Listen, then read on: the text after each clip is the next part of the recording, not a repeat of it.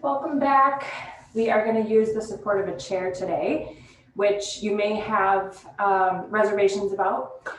You don't need to have a backless chair like I do. At another point in time, I'll teach a backless chair class, which is really, really fun because there's many things you can do with a chair besides sit in it. And so today you just need a sturdy chair like from your dining room table. If you own a backless chair, that'll be perfect also. Just not anything that's upholstered or oddly shaped so that you can use it. The standard kind of size of a chair is what we're looking for. The idea behind the chair practice, and the reason I said you might have reservations, is because sometimes you associate chair yoga with being limited. And actually, I want to take this opportunity to show you that the chair can actually really deepen your experience in your poses, giving you so much support that you can go further, you feel more steady and strong, and thus can go deeper. So it's just another prop in the toolbox, and most all of us have a chair at home, so it's a really good one for the home practice. So let's get going. We're going to start with a chair version of child's pose. So the knees are wide, of course, the feet are together, and you're going to be reaching for the high part of the chair. And just try to draw the sitting bones toward the floor, try to draw the tailbone toward the floor. Align your ears inside of your arms and feel the expansiveness and extension of your torso. Of course, when you have something to hold on to, you're creating more dynamic action in your arms. So you can really more actively draw your shoulders into your torso. You can more actively try to extend the elbows. And you feel anchored in the hands. And now taking it deeper, you're going to have to walk a little bit back or inch back so that you can grab lower on the chair and have your torso more level with the floor.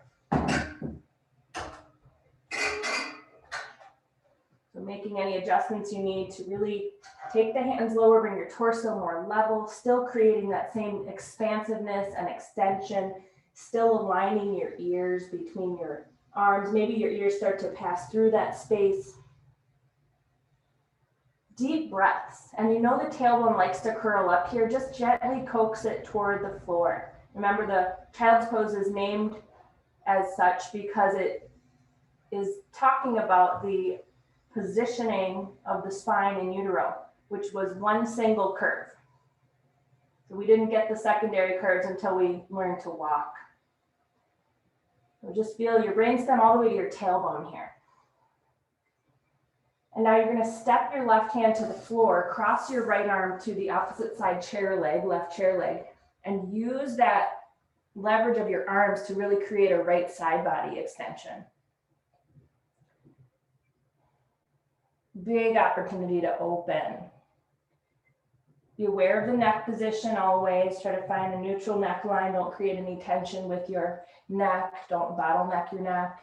Smooth line of energy from the tailbone all the way up to the base of the skull, the brainstem. Crossing to the other side, gently let go of the chair leg. You're going to now grab with your left hand on the chair leg, right hand steps off to the right. Use the leverage of the arms to laterally move your spine like the shape of a crescent moon. And to extend and open, elongate left side body.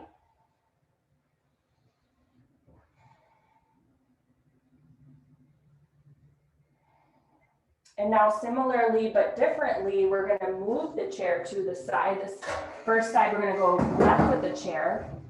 Go left with your chair. And now both hands are going to grab the chair. And it's similar, but it's also different. So just kind of compare and contrast versus the chair straight ahead, the arm crossing the body.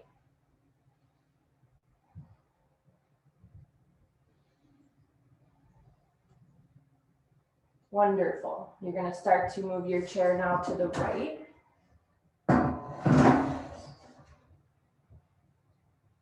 Keep anchoring your hips back, even though they might be kind of drawn toward that energy of grabbing the chair. Resist the hips away from the chair. So you're dynamic and you're fully extended in the torso. You're feeling long.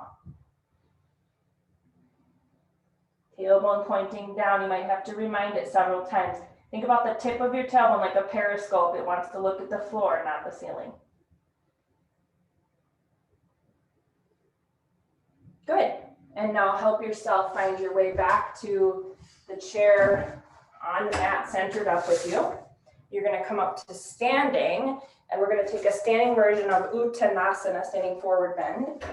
So we're going to be resting the hands on the higher part of the chair. Hopefully your chair doesn't have a super tall back, because what we're going for here is to get your trunk level with the floor. So if your chair is really high, we don't want to have you have to reach up for that. So hopefully you have a chair that's the right size for you. Your feet are hip distance, your toes are in front of your heels. You're going to try to resist gravity, which wants to cave in the back and pooch the belly. So draw the front body toward the back body and extend your hips away from your wrists. Your legs should be firm and as straight as they're willing to be. That being said, we just started this practice, so your legs might be a little tight, you might need a little knee bend, but attempt to move toward a straighter leg. So if you can't see yourself on screen, you might not know if your legs are upright. One way you can tell is if your feet are balanced. So if your legs are vertical, your feet should be balanced between the weight of the front feet and the back feet. If you're not vertical, you might feel like you're on your toes, or you might feel like you're on your heels. So you can use and sense the feet to check if your alignment is correct. Now we're going to take it a little lower. Your hands come to the seat of the chair, which might mean you need to step back because you're still looking to get your torso as long as can be. However, it's probably no longer level with the floor. It's probably more at an angle, similar to downward dog. Breathing deeply.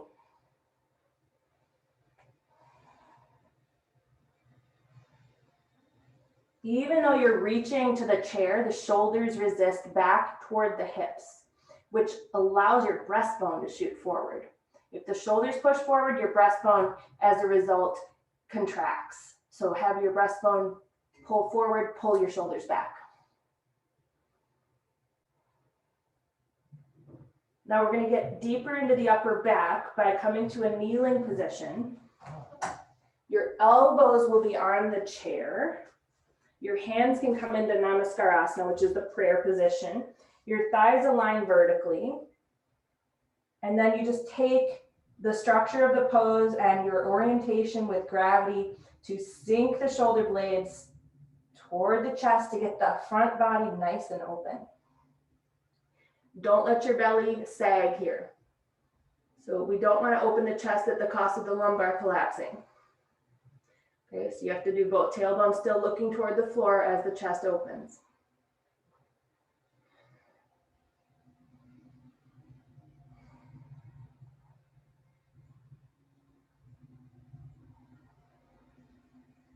Good.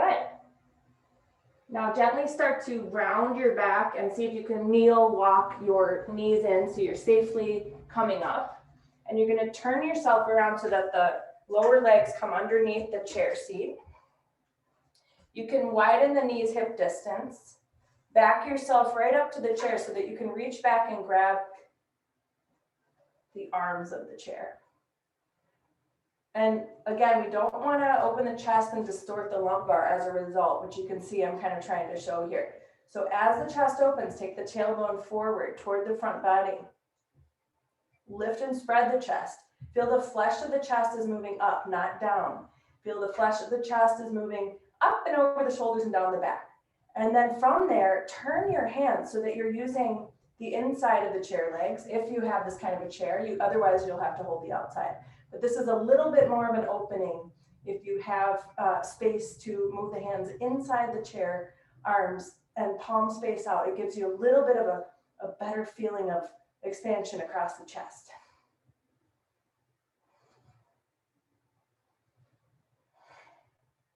Tailbone is really trying to move into the front body. Keep your skull right above your spine. Try to avoid jamming the scapula together. So shoulder blades shouldn't be pinched, they should be coiling, keeping a little space open between them. Beautiful. Now help yourself ease out of it. And you'll come up to standing. We'll do a chair version of triangle pose using the higher end of the chair to the right side of the body. Stepping yourself wide. Set up this stance, which is 90-degree right toe turn out, 15 to 45-degree left toe turn in, intersection of right heel to left arch. Square the hips and shoulders to the broad side of the mat. And then you're essentially going to be resting the wrist. So you might need to adjust the chair away from you so that you can place the wrist. We want to have this arm really long because we want to kind of sense that it's a continuation of the long right side body. Of course, if that's uncomfortable in the wrist, you can just grab the chair, but that does close the shoulder a little bit. So just observe that you're not collapsing the shoulder. Okay. Similarly, extend the top arm directly level with the floor.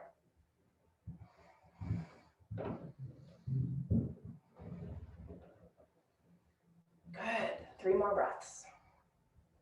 It's just so nice to take different versions of poses we know very well or we think we know very well, because then we can find sometimes more spaciousness, more stability, more depth, more range, more freedom. And isn't that the point? Good. We're going to come out of it. Use an in breath, anchor into the legs. We're going to transition to left side. So you can move your chair. This time, left toes out, right toes in. The idea is that you create an equilateral triangle with the legs in the floor. So that meaning one of your own legs, in theory, could fit between your feet. So usually it's a little bit more distance than you might set up for yourself. So just kind of make sure it's big enough space. The chair pushes out so that we can take that really nice long arm that's consistent with the left side body. Start with your hand on your hip as you get the top shoulder to roll back. And then just extend that arm level with the floor as well. Shoot a line of energy through the top of your head that comes from the tailbone. Connect the dots. Breathe. Tighten up left quadriceps. Roll the skirting of outer right foot to the floor. Suck the inner arch of right foot up, up, up. That's the first bandha, the first upward draw of energy from the earth is the arches of the feet. Use them.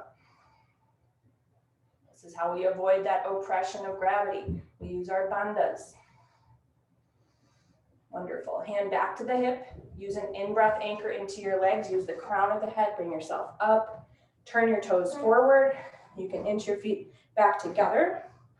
We'll do a chair version of Parsvottanasana, high and then low. So we'll do both on right and then we'll move to the left. So chair comes to the right again. We're going to work with the higher part of the chair. You can face your chair and have right foot forward, left foot back. And again, we're trying to create the effect that the arms are a continuation of the sides of the trunk. So again, that chair height is important because you don't want to have to reach up or kind of sink down too low. Squeeze the hips together like there's a big rubber band around them. Roll your right hip back, left hip forward, and see if you can kind of clamp your feet toward one another. Our forward bends are nothing if they're not spacious, so this is where we cultivate space with the concave lumbar half forward bend.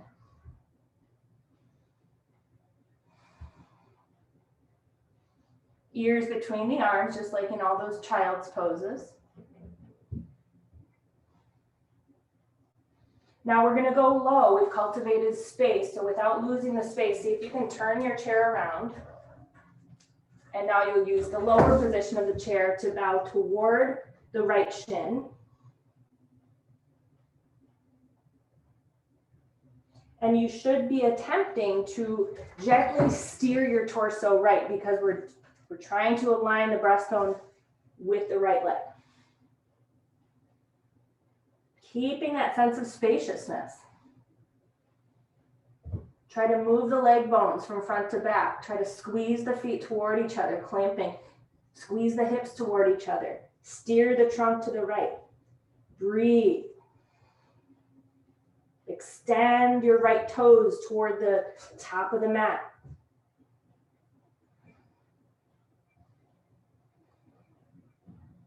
Look forward, step in, adjusting into left side, turn the chair around and step your right foot back.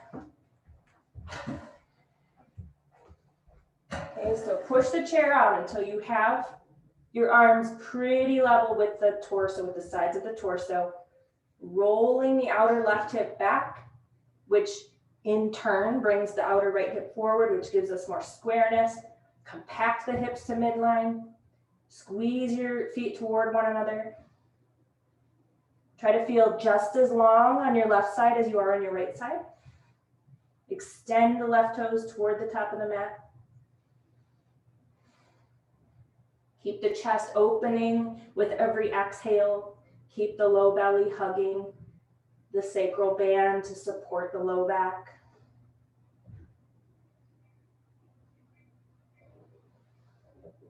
Now, keeping the spaciousness, turn the chair around. Align the seat of the chair with your left leg. And now come deeply over the left leg into your full forward bend, as deep as you can go. Stay there for 6 to 8 breaths.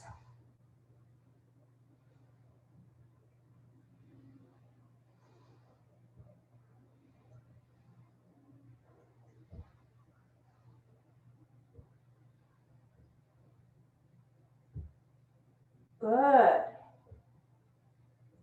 Finish up the exhalation. Inhale, look forward, bending your left knee, step your right foot in, bringing yourself to standing, roll the shoulders back. Let's take a moment to pause in Tadasana. Just kind of giving yourself a moment to drop in to a deeper state of presence, deeper state of knowing and understanding, not just going through your practice on autopilot. Sensing your connection with the floor, sensing the lift and buoyancy and the lightness of the spine. Minimizing any extraneous effort that really just isn't part of this pose. Maybe it's showing up in the face, the jaw, maybe in the eyes somewhere, the forehead.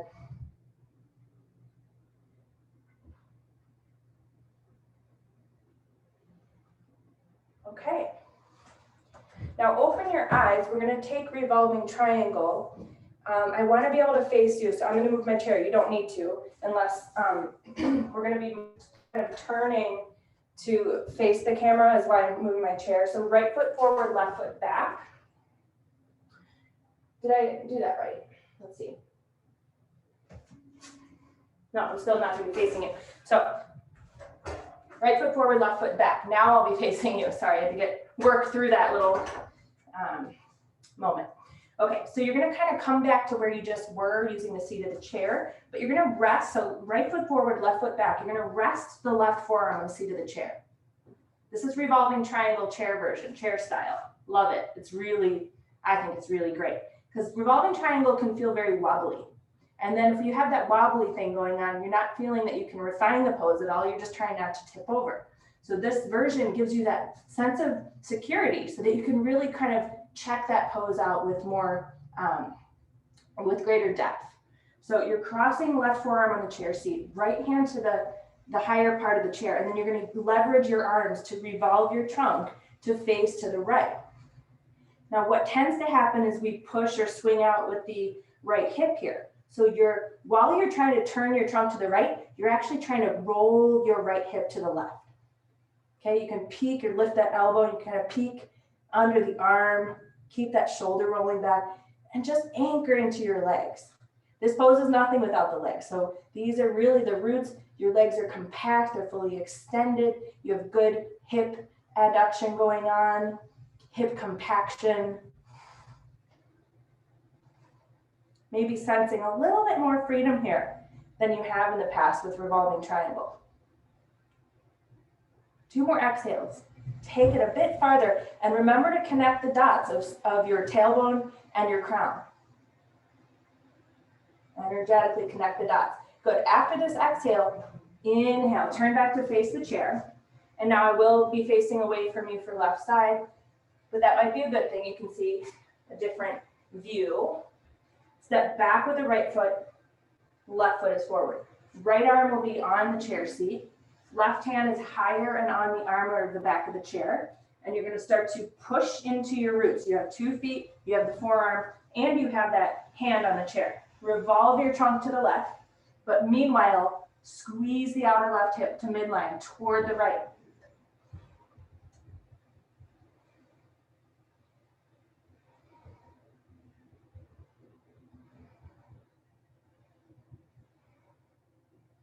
Three more good exhalations. Really go deep into those exhales, lean into them, use them up. That's where the spine loves to rotate. Finishing out your next exhale. Inhale to lengthen back to facing the chair. Use the support of the chair to step your feet together and bring yourself to seated. Okay, Paschimottanasana, seated forward bend. Legs are under the chair. You may want to have something under your sitting bones, especially if you run your hand over your low back and you feel like it's a little bit rounded or letter C shaped. We definitely want to feel that it's flat or concave in this initial stage. Your legs are pressing into the floor with intention. They're not just sitting there. Your legs are really the engine behind this pose. Your arms are going to extend forward. You might need to adjust the chair because, again, you want the arms to feel like they're a running continuation of the sides of your torso. So you have to adjust your chair so you can kind of create that effect. Okay, try to keep your toes above your heels. And now this first stage of the pose really, again, is about cultivating a spaciousness because forward bends are nothing if we don't protect that sense of spaciousness. They're just kind of a collapsed, dense thing without any energy. So we don't want to do that. We want to really find spaciousness here. See if you can kind of scrub your heels toward your hips to feed that flow of energy of your torso from your low back all the way out through your fingertips. So pull your heels gently toward your hips. See if that gives you any extra amount of spaciousness in the trunk. This pose is really like a wave. So it starts at the heels and waves all the way up and out through the fingertips and crown of your head. Once you've cultivated the space, then you can go into deeper version. Push the chair seat away. Maybe take your arms across the edge of the chair so that you have a little bit of a padding there and rest your head. And keep working with that wave of energy. So you don't just collapse and go into screensaver mode, but you are a little quieter because your head is in contact with something. You're going to stay for 8 breaths here.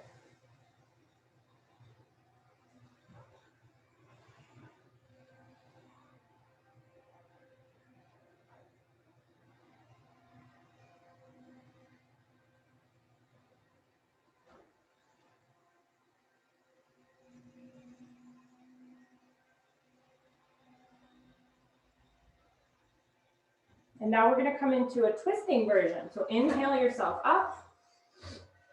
Bring your chair a little closer. Take your left hand and cross to the upper right side. Take your right hand behind you. And now use the support of your arms to twist. This is Parsva Dandasana. And you're still anchoring your legs into the floor. Twist and revolve.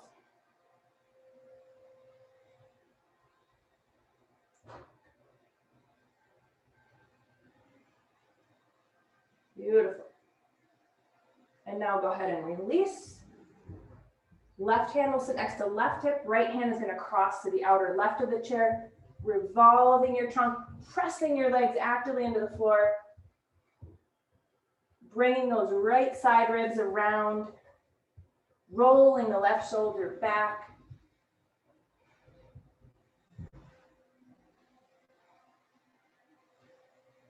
Good. Exhale. And now inhale, come back around. You're going to find your way to sitting on the chair. So the one time that we are going to actually sit on the chair.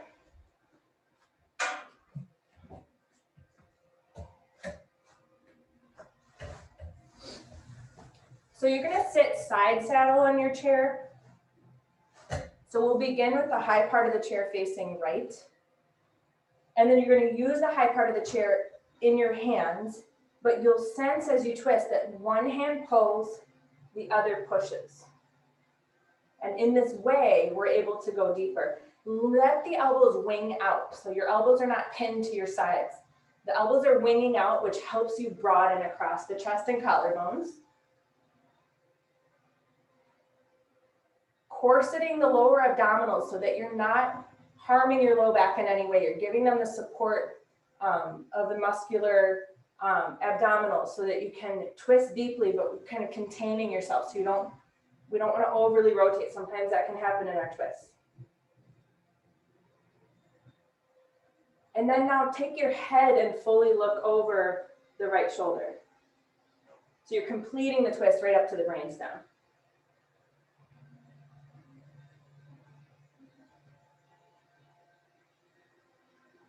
Perfect. Inhale out of it and do a 180 on your chair seat. You're going to be turning in the other direction, pushing and pulling with the hands. Don't start with the head because our twists climb from lowest to highest. So we don't want to start with the head because then we miss depth in the lower spine. So begin with your chin, just neutral, floating above the sternum, winging the elbows out wide to broaden across the collarbones, the upper back, the chest. Sensing your twist. And when you start to sense that the outer right ribs are coming around, then you can know that the neck is close, it's near. Once you feel the outer right ribs coming around, then start to look over left shoulder. Soften your gaze. Look straight out on the horizon, which assures you that your spine is as neutral as can be. If we look up, we tend to arch. If we look down, we tend to flex. So just keeping a neutral gaze on the horizon, you can kind of trust that your spine is upright, it's neutral. Finishing out an exhalation here. Inhale, lengthen back to center until you're facing away from the back of the chair. You're sitting on the chair the normal way. You're going to widen your feet. Sit back on your chair so you don't do a somersault off of your chair. Dangle your arms. Dangle your head. If you have the inclination, if you have the instinct to go deeper, grab the chair legs and pull a little bit. And again, if you have the instinct and the inclination, grab the farthest chair legs and go really deep. So it's really, you have to listen to your body, what it needs, what it wants. Some days we don't want a lot of forward bending because maybe we shoveled 10,000 pounds of snow the day before and your lower back really doesn't need more of that. So you have to always be attuned to your present state.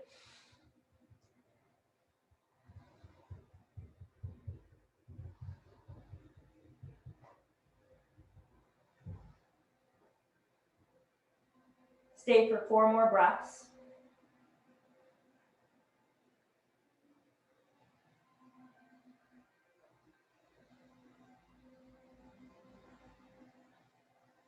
Start to move the hands forward. Tighten up the stomach muscles to help your spine come back up. Join the legs and feet and knees.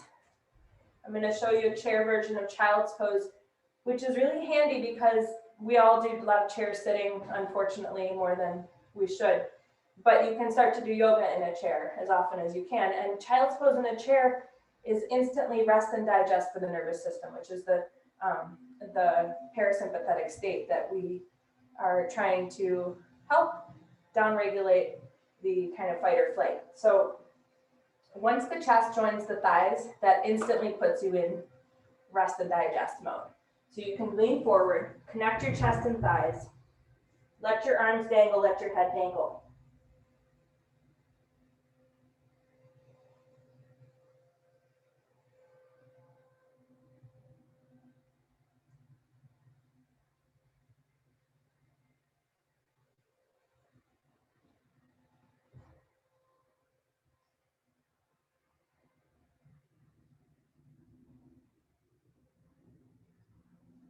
Roll yourself up.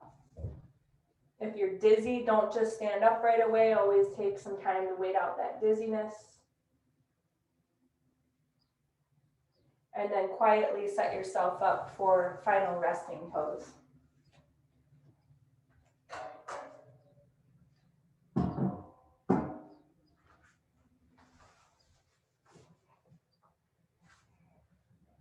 Coming onto your back.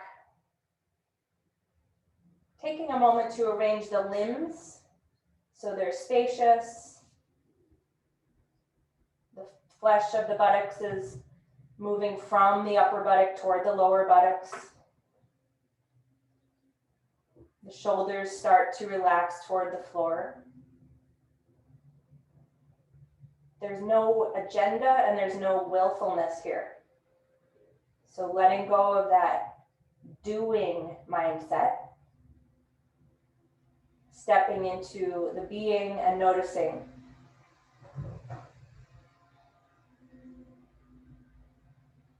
What is it like to truly show up in the moment? And Shavasana really gives us the moment of opportunity to explore that, because we've prepped the nervous, anxious, material body. So now the mind feels more welcome to that.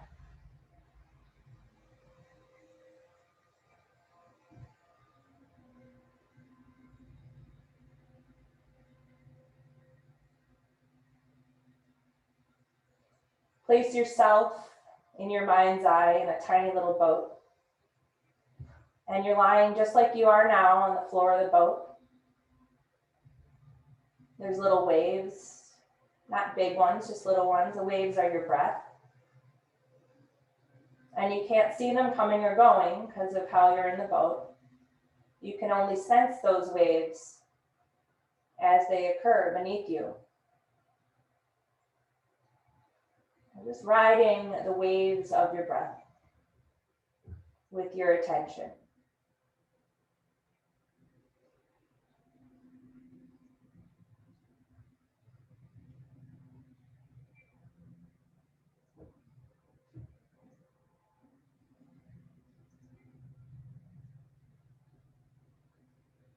Stay as long as you like.